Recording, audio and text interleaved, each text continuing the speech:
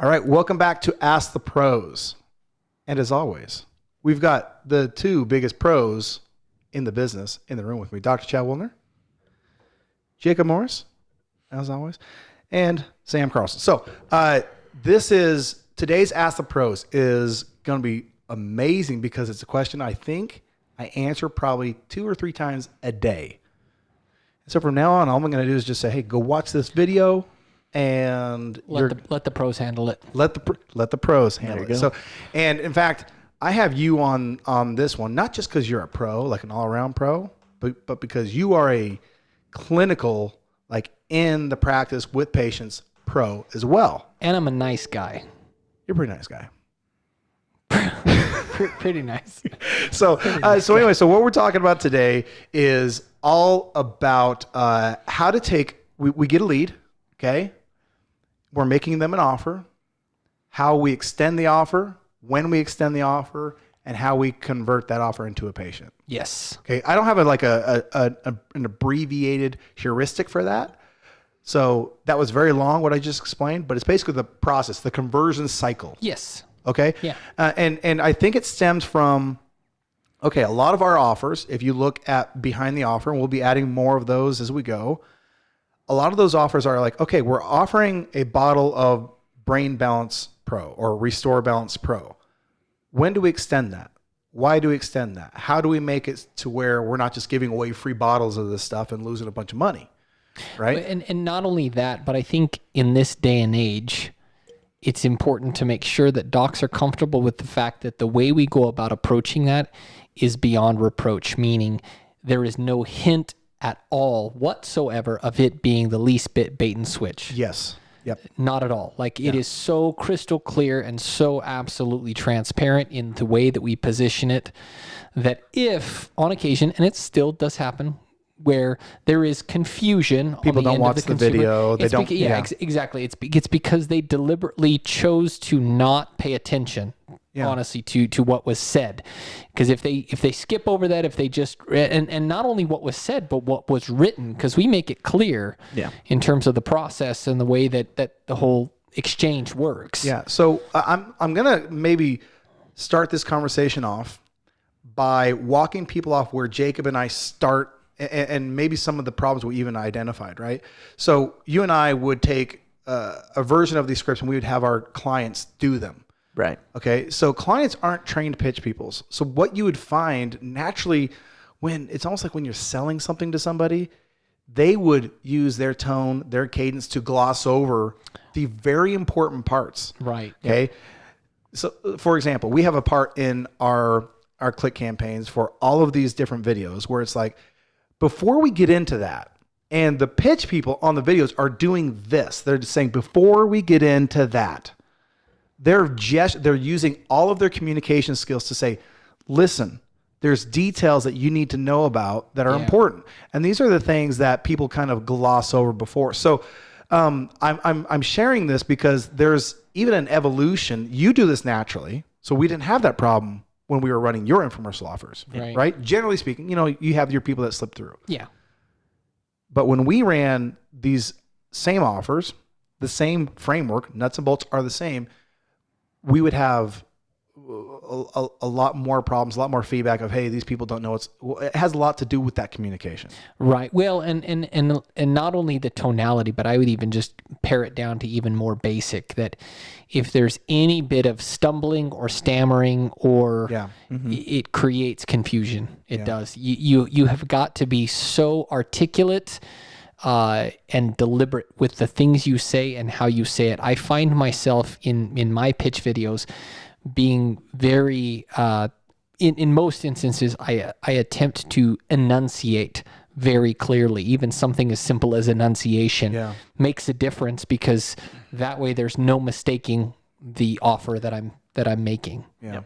So I think now that we've kind of set that as a baseline, the difference between your, Dr. XYZ making just a regular video and then what we've done with click campaigns, those are two completely separate things. So we're going to start off on the basis of, okay, a click campaign is offering, we'll call it an ethical bribe. Okay. Sure. Yeah. You know, it's a bottle of Restore Balance Pro or any of our other awesome products or therapies. Okay. They're going to get those things for free. We position the thing that they want free. Right. Okay. But they have to pay for the exam in order to get that thing. Now that's an easy process to just say to somebody. What we've got you here is to just kind of walk us through the nuts and bolts of how to execute that on the back end. So let's start with an appointment shows up. Okay. And you know, they're sitting in your lobby. Where does Dr. Woolner's clinic start with that person? Well, Yeah. And actually, real quick, because I think it actually starts even before they showed up in the lobby with your clinic. I think you got the lead. Yeah, there may be some automation that's going to go out, but I'm sure your clinic also does some manual stuff as well to make sure that these people are showing up and they understand the purpose of the appointment. Yeah. So that's something that we've learned through trial and error, and I've made plenty of mistakes along the way in that the first step of the whole process is, and this might not it may seem obvious, but maybe not, I don't know, is that you have got to have your team on board knowing exactly the details of the offer. You guys do a lot of training. We try to. We've made mistakes because of the fact that I tend to be a speed of implementation guy. Like I build my own funnels. I do ready, all that. aim, shoot. Yeah, exactly. Very much so. And so I've learned from ready, the past, shoot, aim. Yeah. Yes. Yeah. Ready, fire, aim. Yeah. You know, so I've learned that your team has got to be on board with knowing exactly what the offer is and how you have positioned the offer and what that all entails, so that they can clearly explain that to the patient or the prospect at that point in time, the lead, and then walk them through the process. And so for them, it's just a simple matter of kind of rehearsing or reiterating what was already said. Okay, fantastic. You know, we have you set up for your appointment on, you know, December 12th at 10 a.m. with Dr. Woolner. You'll fill out the paperwork ahead of time. We typically try and encourage them to do that. That way that saves time. Yeah. Make sure you show up 10, 15 minutes before the appointment so that we can get y'all squared away in terms of the intake. What'll happen is the doctor will do the initial evaluation. At the end of that initial evaluation, like we said on the video, you'll receive that free, you know, blah, blah, blah, blah, blah. And we make sure, and then we ask those simple questions, you know, are we going to be billing insurance? So some offices bill insurance, others don't, but whatever. We always try and make it clear, you know, and reiterating that offer. Okay, so we're going to offer that free thing when you cover the exam. So we're, you know, excited to see you, blah, blah, blah, blah. So that they really, truly understand ahead of time moving forward and coming in, like they've got to cover the exam. Like it's not all free. You know? And I bet at that point you've probably eliminated everybody who would have been in office going, oh, what the heck? I thought this. You've already eliminated those people. So because your staff is trained and they're making that clear. It's pretty rare. It's pretty rare. It still does happen. It does. Yeah. But it's those are not the common. Those are the exceptions, not the rule. The one tool that I share in the Daily Marketer, part 3 of the Daily Marketer, is Frame and Filter, which is it's just a way to position a conversation. If you want to learn more about it, go to the description. It's linked there. The Daily Marketer part 3. But Frame and Filter is all about saying, hey, so Chad, we take helping people with neuropathy very seriously. Okay. So in that light, we want to make sure that you're here for the right reasons. Okay. Right. And that's not the exact script. I go more into that in that video, but it's all about saying, hey, thank you for coming in. I want you to know that your problem is serious to me. Yeah. And we're going to do our best. Right there, you position yourself as, hey, we don't need this sale. We don't need your revenue. Right.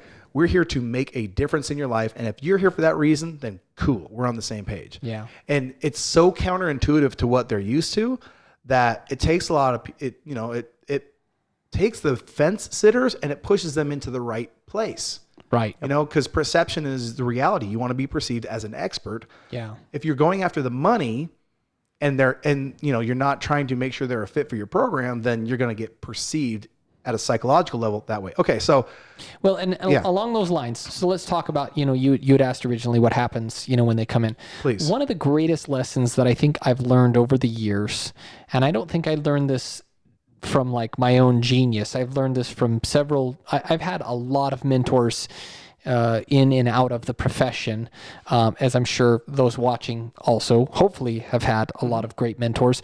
Dr. Stephen Franson comes to mind. Yeah. One of the best communicators out there. I mean, he exudes so much certainty, clarity, and confidence in the things that he teaches, and the way I guarantee. When I talk about positioning, I haven't gone through any of his training, but I know him. Yes. And I've talked to him, and I've heard some of the things. He is a master at positioning. Oh, he's awesome. Right? Yeah, he's awesome. And so, but what I was going to say, two things, is I've learned that when you have a problem in front of you, let's say it's a report of findings, right? Yeah. And they don't want to pay, or they're concerned about the cost or whatever. The problem is never right then and there. It's never you never have a day two problem.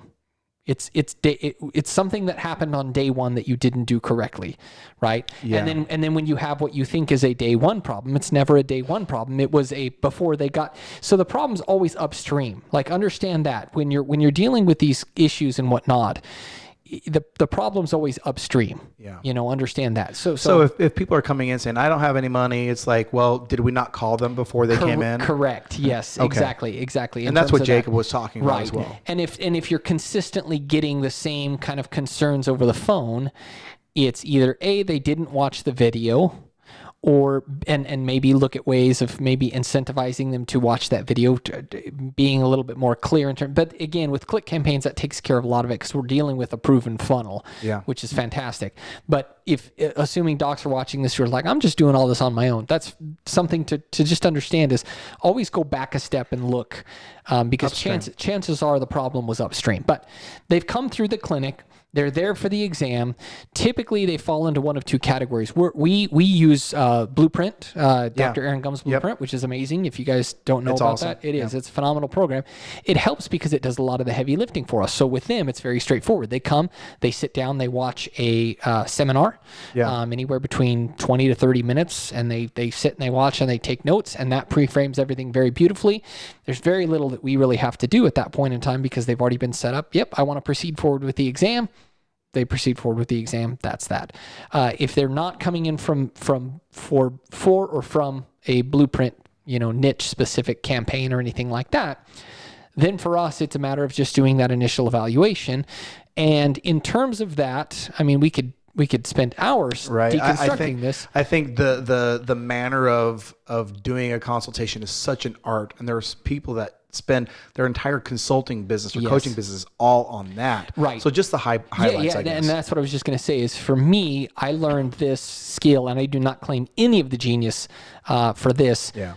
This is Dr. Stephen Franson all the way, this little nugget that I got from him. And if you thought that this was good, high five him, or virtually high five him and say, Dr. Stephen, Dr. Chad said that this is something he learned from you. So, number one, get really, really good at being a great listener. Most people suck at it, even doctors, even chiropractors, honestly. And I, it's something I constantly have to work on. If you're not a good listener, you're going to lose a lot. You're going to lose a lot of money, and you're not going to be able to serve people to the highest level possible. So get really good at active listening, number one, and helping to direct conversations. Not all the time, but occasionally you'll have people who they're like straight cattle, where they'll just go all over the place, right? So learning how to frame those conversations appropriately and ask the right leading questions, and keeping that, and making sure you're listening to really, really fact find.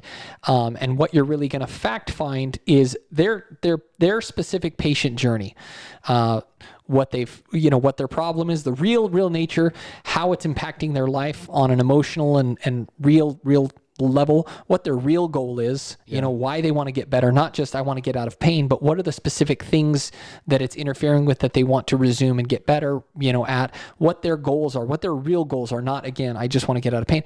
And when you've got a clear picture and what they've tried, how that's failed, et cetera, all those different things, Then this is what Dr. Stephen Franson said, is he says, you pause with him and you say, so let me see if I have this correct, Sam or Jacob or whoever I'm talking to. And then you rehearse to them everything that they said along that journey. So you've tried this, you did this, it's been lasting about 5 years. It started with your back and then it started to go into the hip. And they're like, yes, and then you've tried, your goal really, the big thing that's frustrating you is that it's and you articulate it and you basically hand it over to them wrapped in a bow like this. And what you've done there is something really powerful.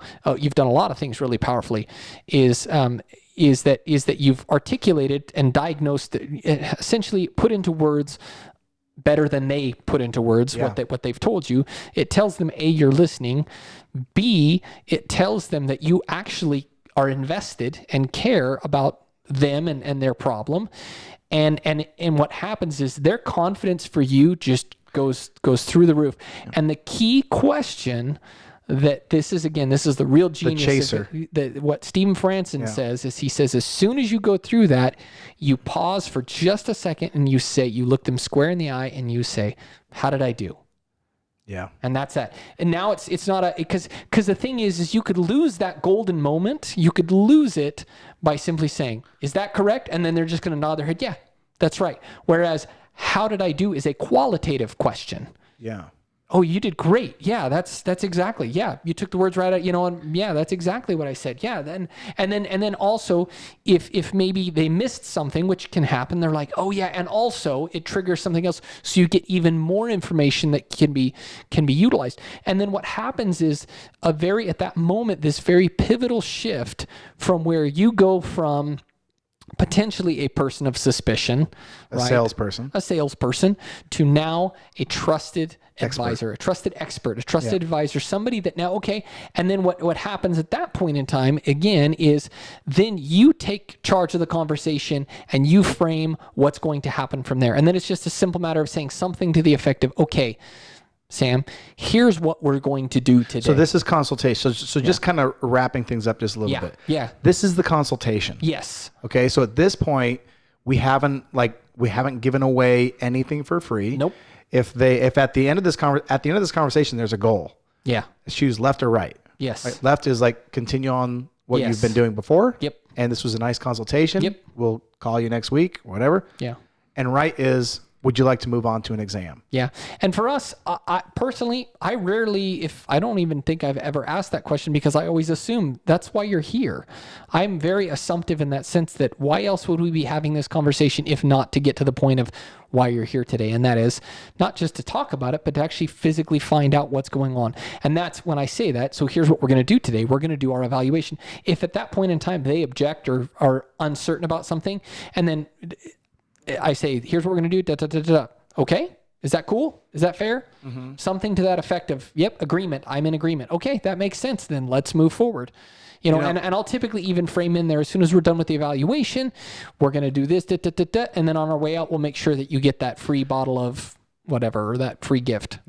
I've done, even with my own calls when I'm talking with people are not always a fit for what we do. Right. And a lot of times it's that timing aspect. And so what I'll say is, hey, generally speaking, people fit in one of 3 buckets or one of 2 buckets. They just want to find information and maybe it's not for them right now. They're not looking for a real solution. Or B, this has gone on long enough.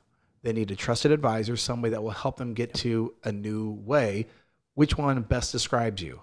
Right. And then have them self-identify, and it's almost like a mini conversion, like we talk about in running ads. It's like these expand the ad or whatever. It's like this one little step, right? Yeah. And this is not manipulation, folks. This is communication. Yes. Oh, absolutely. No. Yeah. And the thing that I would say is not at all to disagree with what you're saying there, but for me, it's inherent in what they bring to the table when we begin that consultation as to whether I'll know what bucket they fit into. And so that's not saying you can't or shouldn't do what Sam said. You can to kind of further solidify that. But you can perceive. Oh, totally. Yeah. Like, for instance, I'll just give you a classic example. The dude who comes in with arms folded, who's like, just like, I just want my back to get adjusted. And you try and dig with him and get some meaningful. So how is this impacting you? I don't know. Yeah. All right. Well, what specifically? You know what I mean? And you really try, but it's obvious it's nothing. that and it's one of those things where it's like it's up to the individual. Me personally, I'm not going to sit here and dig and try and like fit the square peg into the round hole. It's like you said, you're either at a stage in time where you really want to fix this, or you're just there because you want your back cracked or popped or whatever. And it's like, with people like that, it's, for me anyways, our philosophy, and I know some docs are like way better at this than I am, where they're really good at like the high level of confrontation, where they're just like, it sounds to me honestly like you're just not going to be a good fit here. For us, the joint is down the street. Yeah. And so that's right. And we do sometimes do if you're that. A joint doc, we love you. Yeah. No offense, man, but I love the joint, man. They refer patients to us all the time. They're awesome. Our local, anyways, they're awesome. Anyways, that's a different subject. But for me, that whole process, again, what they're willing to open up with and or let their guard down and reveal tells a lot as to where they are at. Yeah. And if they're ready to kind of like, okay, I'm ready to just let you know what my story is, and I can tell that there's a certain level of vulnerability that's there that they're willing to, let out. Yeah. That tells me, okay, I'm very assumptive at that point in time. Well, they wouldn't have shared all that information if they weren't really truly seeking a solution. Right. And so I'm kind of assumptive in that, and it works. But the point being, I think the take home is, regardless of how you go about, maybe you're like, I totally do it different, or what. That's not the point. The point is, what we do is we frame things appropriately so that there's total transparency. There's effective communication going on so that there's not misunderstanding, so that people don't feel in any way, shape, or form like there was any sort of, manipulation or any sort of bait and switch or any sort of anything less than total transparency. Because again, I think we talked about this on one of our previous Ask the Experts. That's the thing that I love about these campaigns, is that they are totally transparent in the way we position everything. We let them know, like, we're doing this as a way of incentivizing you to take that first step, because we realize in taking that first step, there is going to be a certain amount of trepidation, fear, hesitance, reluctance, whatever you want to call it. Maybe you're just not sure. Maybe there's been issues before in the past where maybe there are some trust issues or whatever that is. That's why we're doing this, is because we want to make it easy for you, or easier for you, to take that first step to find out if we can help you. Yeah. Okay. So I think kind of the next step that I want to cover is, we deconstructed the consultation, and really the consultation is the place where we're positioning, right? Sure. Where we're really, we're trying to position. Now, logistically, okay, they're moving forward to the exam. Logistically, I think the big question is again, we don't want to be giving away free bottles of whatever the product is, or free whatever, right, without an exchange. Yes. Okay, so can you summarize the process for me, just from persons sitting in the clinic, and we've talked about the preamble to that. We'll just leave that aside. Yeah. Sitting in the clinic to, hey, you're walking away with this free bottle of whatever. Yeah. Well, for us, it's pretty simple in that we proceed at the point where we've kind of finished up that conversation. We then proceed forward. We will do imaging. If we're going to do imaging, which most patients will do imaging, and then we take them back, we do the evaluation. I adjust on day one, and I know for a lot of docs that's like, super taboo or whatever, but that's what we do. Love me, hate me, whatever. That's just we love that's you. just what we do. But when we're done, then I typically will give them kind of the next steps in terms of at-home instructions and or follow-up. So what we want to do is we want to see you back in 24 hours. And what we're going to do is we're going to go over with you what we found on our evaluation today. We'll go over your x-rays with you. And then at that point in time, what we'll do is we'll let you know kind of next steps in terms of what we need to do to help you kind of get this taken care of. And then on their way out is when we will hand them over the free gift. And I'll usually walk them up to the front desk.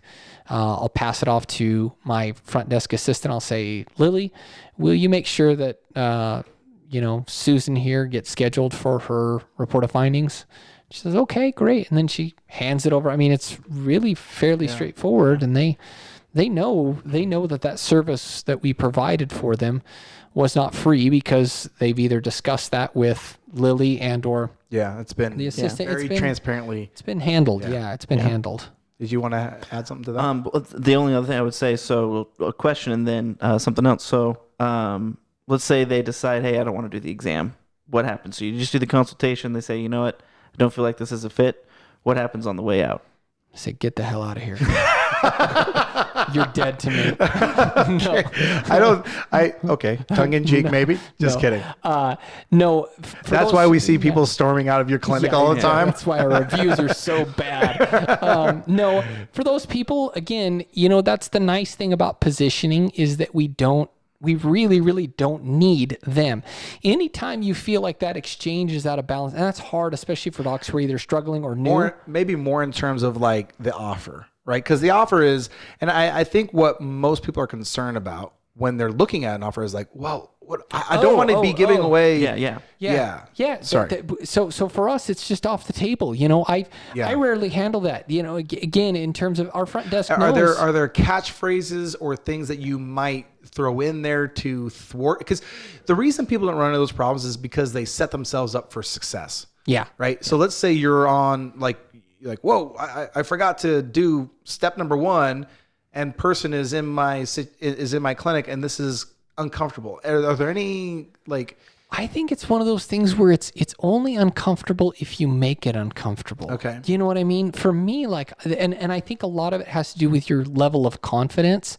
I am so confident in this offer because I've seen it so many times that I have no problem. I'm sure it's happened. I don't recall. It doesn't happen a lot, but I'm sure it has happened where I'm like, if they're brazen enough to be like, well, where's my free thing or whatever? I'm like, yeah, so that's for the evaluation. If we go through with the evaluation, if you'll recall, what we said was, this is our gift to those people who take that first step of doing the evaluation. Obviously, it doesn't make sense for us to pay for something and hand it over if that person's not going to at least take that first step of going through the evaluation, right? That makes sense.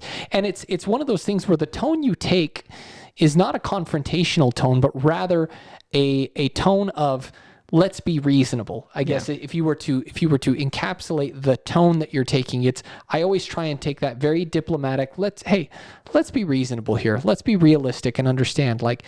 We're not giving these things away for free just because we want to buy free stuff for everybody in the community. That's not realistic.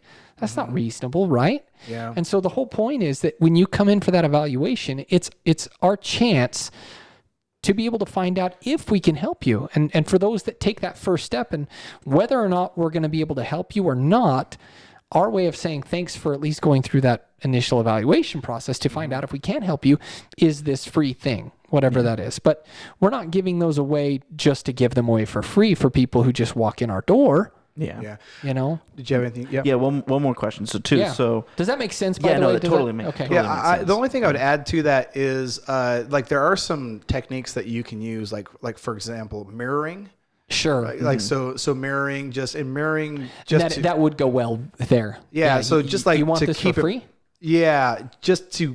So mirroring. This is not a full lesson on mirroring. Yes. If you want to learn some NLP, go. Never split the difference is where he's getting this. Chris Voss's book. Great book. So repeat the last 3 words. Yeah. Tone your way into a curiosity statement. Like, what did you just say? What about my free bottle of NeuroSoothe? Free bottle of NeuroSoothe? Yeah. Yeah.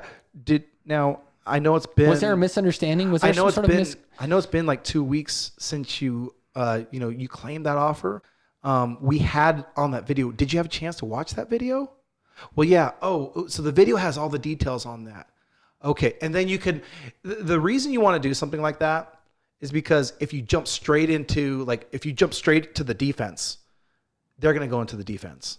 But if you give yourself some context and you try and see it through their point of view, whether they're a reasonable person or an unreasonable person, if you try and like mirror them and then explain with context, then you're going to have less confrontation.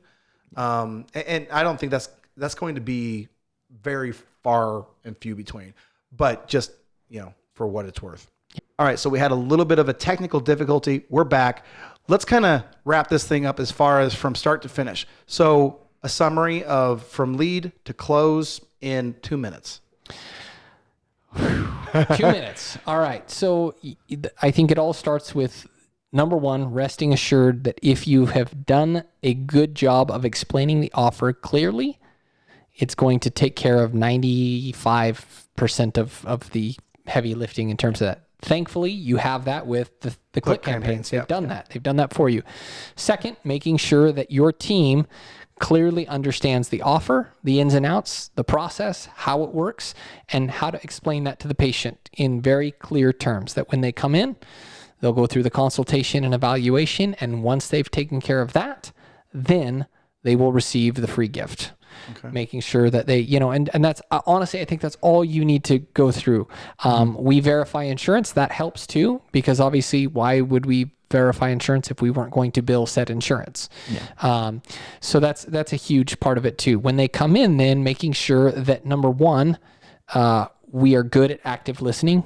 Number two, based off of that, we find out where their intent is, and or if it looks like they're going to be someone that would be a good fit for the clinic just in general. And if it does look like that, and whether you decide to ask those questions directly to them, like you said, like, look, we find people fit into one of two categories, which, you know what I mean? Sure. If you're going to do that, not do that. And I'm not saying do or don't. I'm just saying whatever your system is, making sure you understand who you're dealing with, the type of, the goals that they have, what they really want. Because again, it doesn't make sense to try and fit a square peg into a round hole and expend all this energy.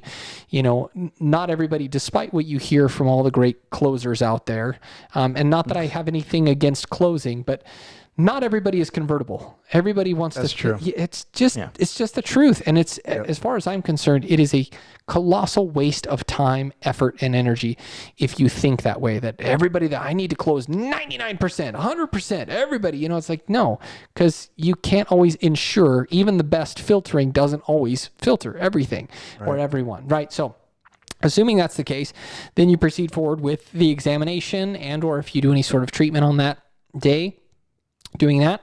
And then we escort them to the front desk, give them instructions for the next day, hand them the free gift. Okay. That's that. It's pretty straightforward. Cool. Anything in closing you want to add to that? I think we're good to go. Okay, cool. So this will probably be a video that you might want to watch, more than once. There's a lot of psychological tools and tricks that you can use. I mean, just generally speaking, we see a lot of people that go in, plug in the offers, and see very few of these problems. But in the case that this is something that you're curious about, or you've struggled in your area before, it would be good to understand what tools are available to you, as well as understand where they're coming from. So thanks for watching this episode of Ask the Pros, and we'll see you on the next one.